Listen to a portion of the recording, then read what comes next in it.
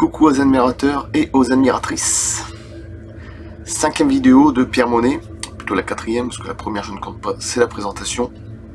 Alors, 4e vidéo de Pierre Monet, une civilisation de scientifiques.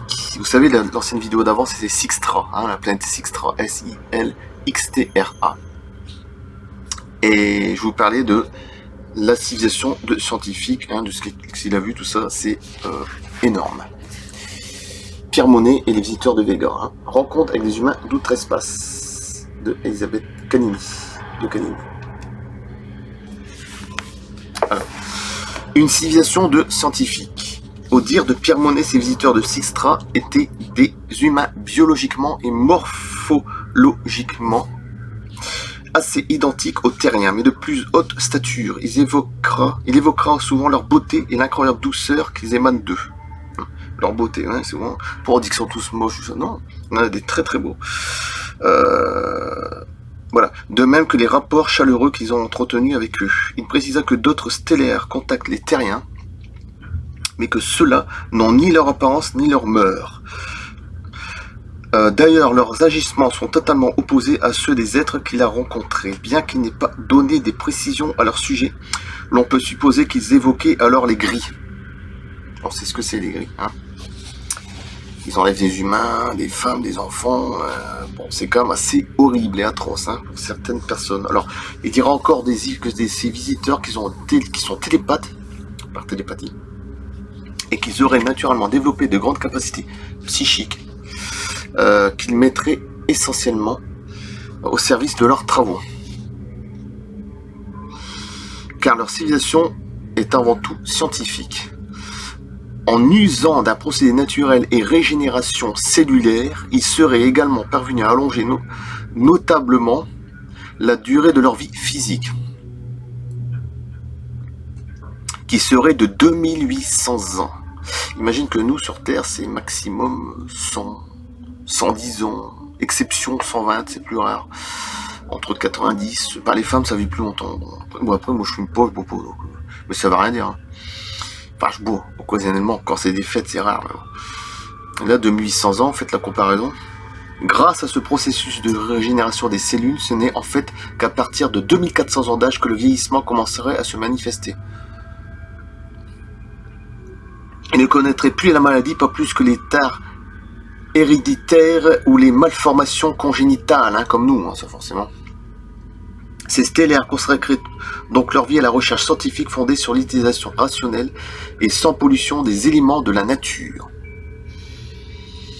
Ceci dans le profond respect de tout ce qui y vit. L'essentiel de leurs travaux porterait sur l'électromagnétisme, l'électrostatique, les ultrasons et les infrasons, et bien d'autres énergies que les terriens n'ont pas encore découvertes. Faut pas demander.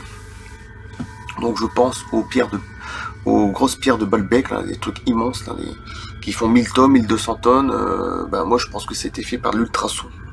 Tout comme l'Égypte, hein, certaines pyramides. Ben oui, ils avaient déjà la technologie, voilà. Mais une technologie, voilà, qui a été découverte certainement par des races beaucoup plus évoluées que les terriens. Et c'est pour ça qu'ils ont réussi à soulever des pierres tellement énormes, 500, 800 tonnes, 1000. On se dit c'est pas possible, bah si, avec l'ultrason tu peux. Apparemment. Ils insisteront toujours sur le fait que leurs actes et leurs créations sont réalisés dans le strict respect des lois cosmiques universelles. Ils seraient aussi d'infatigables voyageurs galactiques et intergalactiques. Depuis des millions d'années, leurs vaisseaux auraient la capacité de se déplacer à 6 fois la vitesse de la lumière. Dans le passé comme dans le futur, ils expliqueront d'ailleurs que pour eux, la distance ne compte pas car l'esprit voyage dans l'esprit. Le temps d'une pensée est plus rapide qu'un trait de lumière. Avec l'objectif de nouvelles découvertes scientifiques, ils se déplaceraient sans discontinuer dans des mondes et des univers voisins du leur, afin de parfaire leur connaissance. De temps à autre, ils seraient aussi amenés à sauver des vies humaines dans des mondes en péril. Ils se seraient par ailleurs donné pour mission d'aider techniquement les civilisations en voie de développement qui visitent, tout en leur transmettant la connaissance. C'est énorme, énorme. Ils s'attacheraient également à protéger les celles qui auraient perdu leur sagesse et s'orienteraient vers des processus d'autodestruction.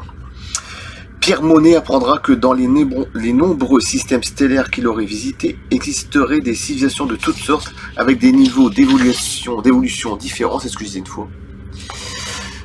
Certaines d'entre elles seraient composées d'êtres d'une qualité spirituelle très pure. Donc la spiritualité est très importante. Et je l'ai toujours dit. Il faut être spirituel de toute façon. C'est d'ailleurs avec ces stellaires très évolués spirituellement qu'ils auraient fondé les bases d'une confédération galactique à laquelle ils souhaiteraient que les terriens puissent être un jour intégrés. Ils préciseront toutefois que notre civilisation encore jeune est pour l'instant bien trop divisée et surtout bien trop agressive. Voilà, les religions, toutes les conneries, enfin non mais c'est vrai en gros, pour que cette intégration puisse être réalisée dans l'immédiat. Le programme prévu pour la Terre aurait d'ailleurs été considérablement retardé, notamment le contrat officiel qu'ils auraient envisagé d'avoir avec ses plus importants gouvernants. L'organisation sociale de leur civilisation, au dire de Monet, les stellaires de Sixtra nourriraient un profond respect pour la nature et pour tout ce qui vit dans la création.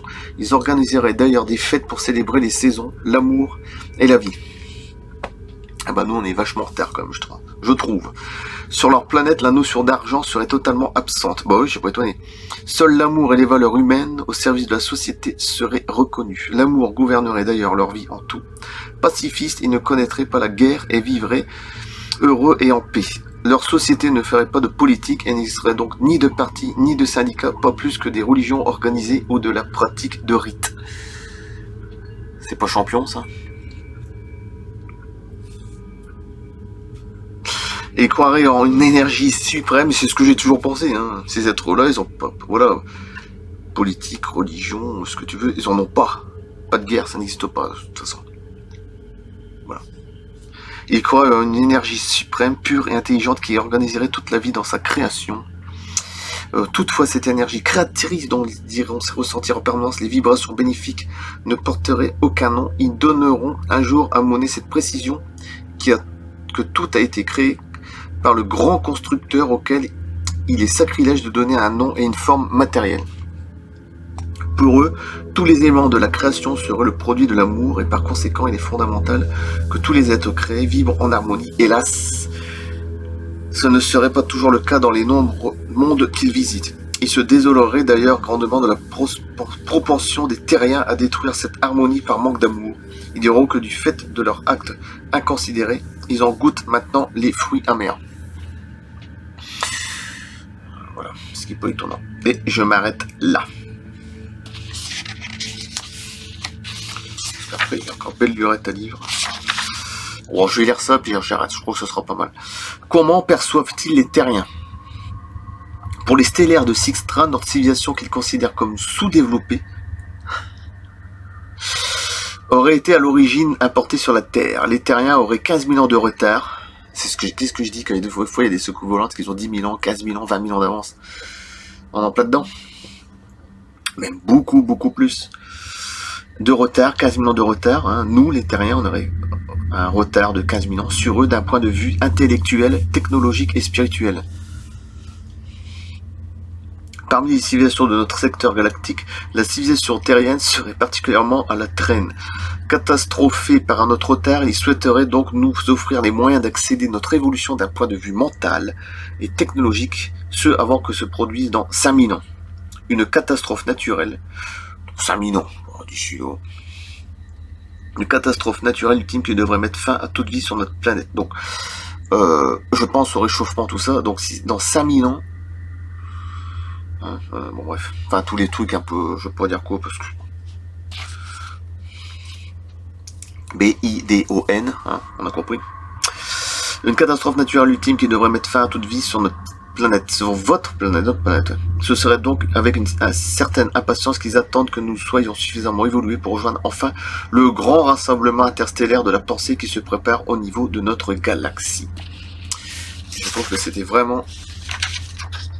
J'arrête là, c'est pas mal. Hein. On a 15 000 ans de retard, nous, hein, donc on est en retard point de vue intellectuel, technologique et spirituel.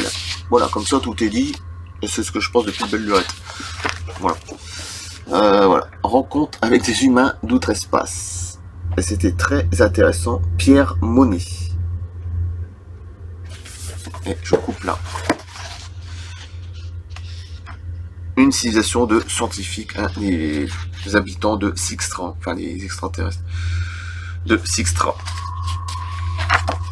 qui sont extrêmement spirituels. Voilà. Mais moi j'aime bien parce que c'est tout ce que je pense dans ma tête. De toute façon. Je coupe, à bientôt, merci. Il y aura certainement des autres vidéos, ça c'est sûr. J'ai pas fini d'en prendre avec ce livre. À bientôt.